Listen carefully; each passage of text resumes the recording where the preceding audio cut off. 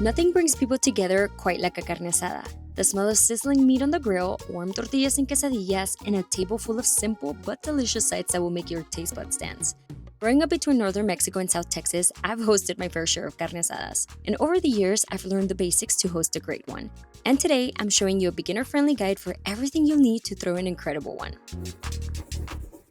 We're starting with the most important component, the meat, la carnita. The most popular cut of meat to have at a carne asada is fajita, also known as flank steak.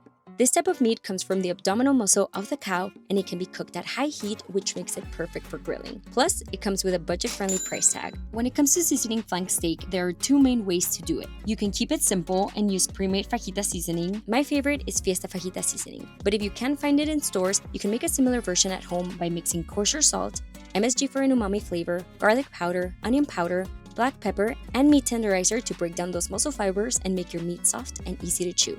The second method is to marinate the meat. My personal favorite recipe includes Mexican beer. In a large bowl or zip-top bag, add thinly sliced onions, mashed garlic, beer, fresh lime juice, fresh orange juice, Maggi seasoning sauce, Worcestershire sauce, salt, and black pepper. Mix until well combined. Add the meat, making sure the sauce and the onions cover the entire steak, and refrigerate for at least 2 hours before grilling. Another typical cut you'll find at most carne asadas is ribs, also known as costillitas. As the name says, this cut of bone and meat comes from the rib cage of the cow. You can get the English cut, but this usually takes longer to cook and they're a little bit harder and messier to eat. I think the best way to go is with a flanking cut. These are thinly sliced ribs that cook pretty fast, and once you slice them before serving, they are the perfect bite size. For seasoning, remember that fajita seasoning we made earlier? Sprinkle it on both sides of the flanking short ribs and they're ready to go. Now, if you want to be a little fancy and have a nice, thick, and tender cut of meat, you have to grill ribeye. Like the previous cut, ribeye also comes from the rib of the cow. However, it comes from the primal area of the ribs, specifically the 6 to 12 rib. These muscles do little physical work, which means the meat will be tender and rich in fat. I recommend taking the ribeye out of the refrigerator 20 to 30 minutes before grilling. A cold steak will lower the temperature of the grill surface, which will prevent it from getting a deep and crisp sear. Plus, it will allow you to cook the meat more evenly throughout. For seasoning, we're keeping it simple. All you need is salt and pepper. Make sure to cover the steak on all sides, and once that's done, we're ready to grill. For carne asadas, you have to use a charcoal grill. However, we're at the Tasty Studio, and for safety reasons, we have to use gas. But don't worry, everything will be just as delicious. Whether the grill is charcoal or gas, the temperature needs to be ripping hot, above 500 degrees Fahrenheit. This will help your meat cook fast and get a really good sear. Let's start with the marinated flank steak and ribeye. Cooking time and level of doneness is solely based on preference, but in order to get a juicy steak that is tender and flavorful, it has to be medium rare or medium. The flank and ribeye steak can be grilled at the same time because they're around the same level of thickness. Grill for 4 to 5 minutes on each side or until the internal temperature reaches 130 to 135 degrees Fahrenheit. Ugh, just look at those beautiful grill marks.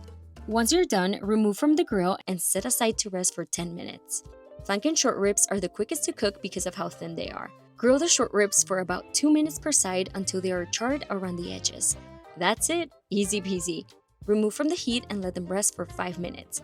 It is important to let the meat rest after it's cooked to allow the muscle fibers to relax, but most importantly, to keep all that moisture in. Before serving, cut the flank and ribeye steak against the grain. Meat is made of muscle fibers. Cutting against the grain shortens the fibers and makes every bite tender and easy to chew. In a carne asada, the grill is not just used for the meat. So yeah, we're not done yet, and the grill is staying on.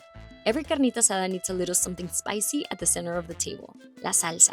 There are many variations and every family has their own take on salsa, but for me, it's essential to have a salsa tatamada in every carne asada. Salsa tatamada is fire roasted. You'll need tomatoes, jalapeños, serrano for a kick of real spice, and a whole head of garlic. Yes, it's a lot of garlic, but stay with me because we're gonna use the leftovers for something later. Place the tomatoes, chiles, and garlic directly on the grill grates over medium heat. Toss for 8 to 10 minutes until all sides are charred. The best time to do the salsa is when the grill is heating up before you start grilling the meat or towards the end when it's cooling down.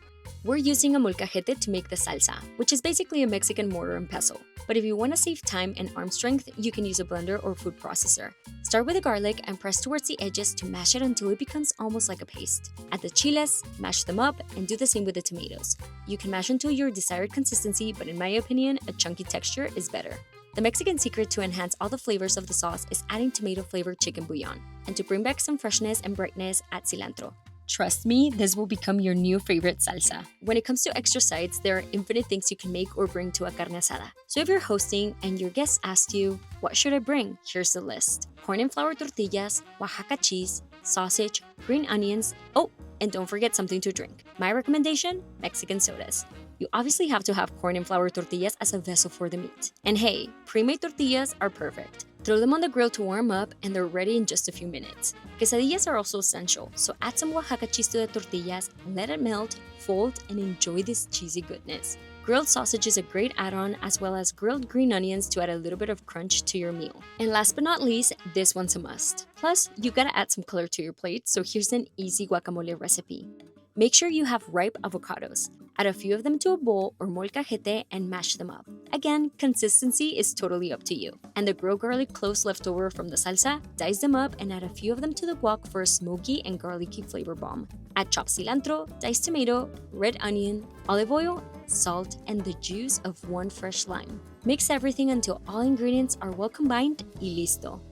We've arrived to the best part, the eating part. There's nothing better than gathering around the grill, feeling a warm tortilla with freshly grilled carne asada, and sharing a meal with friends and family. We hope this guide helps you bring family and friends together because nothing beats great food, good company, and a carne asada. You can find the full guide and recipes for free on tasty.co or the Tasty app. And of course, leave us your favorite carne asada tips, traditions, and grilling tricks of your own.